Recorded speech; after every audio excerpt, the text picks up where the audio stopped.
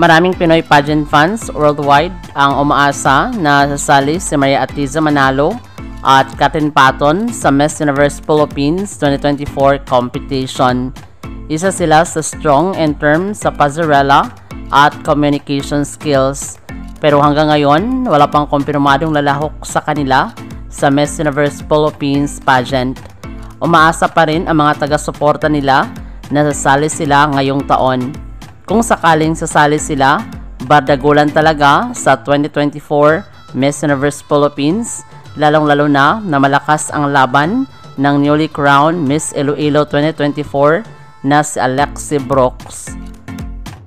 Maraming salamat sa panonood. Para maging updated ka, huwag kalimutang mag-subscribe.